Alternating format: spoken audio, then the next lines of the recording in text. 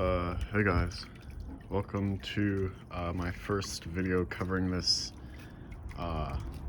bucket pond sort of thing.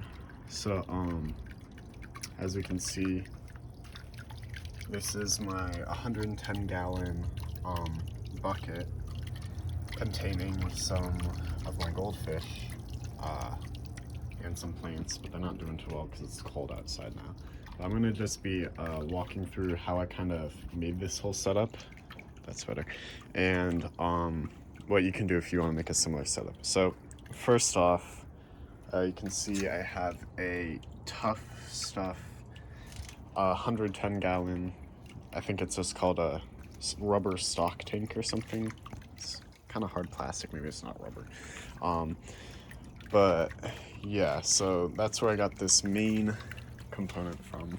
And this second container is a 55 gallon food grade, just like a storage container. I think we found it on the side of the road, so it was free, but I'm pretty sure you can pick one of these up for pretty cheap. And so in terms of actually connecting these two, I have forget what these things are called, some sort of coupler.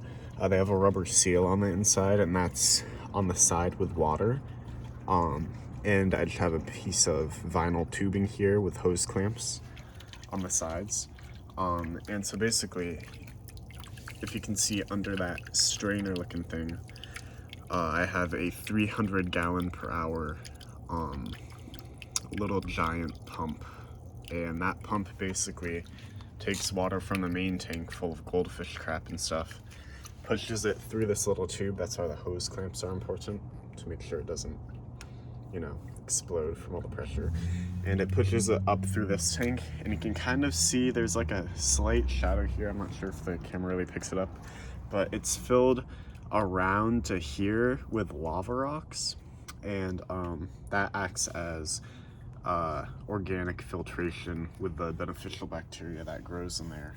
And because it is winter time, let me move this. The inside of the filter is basically just strewn with some duckweed and algae, and that is basically all of the all of the nitrate in its physical form going into a plant. So basically, the water that comes out of this is nitrate-free, ammonia-free, nitrate-free, and so that leaves it being healthy for the fish.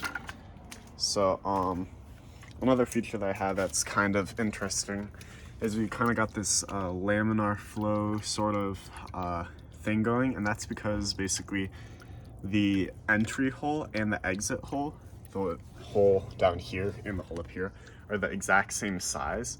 So that allows for this like smooth looking thing. You could also, if you're going to build something like this, connect some sort of tubing to get it to flow directly into the tank, because there have been some issues with this stream being obstructed, but so far it's worked pretty well. And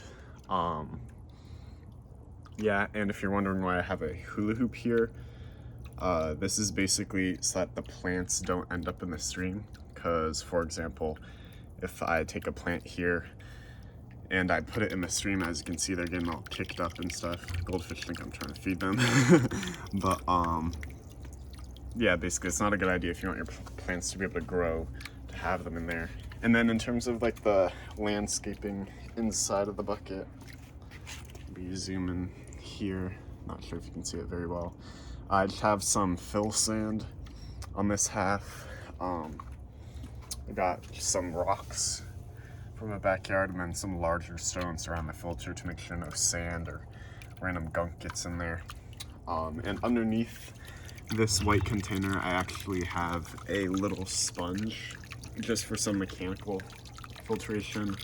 Doesn't really need it. As you can see, the water's relatively clear, especially coming out of there. That's like crystal clear water, basically. So yeah, and I've had this setup running for almost exactly 6 months now. Have been a few issues, but basically have sorted them all out.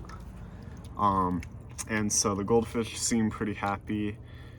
And yeah, so I also have a thermometer over here. Would recommend getting that, especially if your winters get cold. But yeah, so that's basically this video. If you have any questions about, you know, like anything of how I made this, or if you want a more in-depth video, let me know, because I'm willing to make that. Yeah, this is my whole setup basically. If you want to build it, depending on where you get your stuff, this could be like, I don't know, like $100, maybe $200 if you're being really fancy with your technology. But yeah, so thank you for watching, and see you in the next one.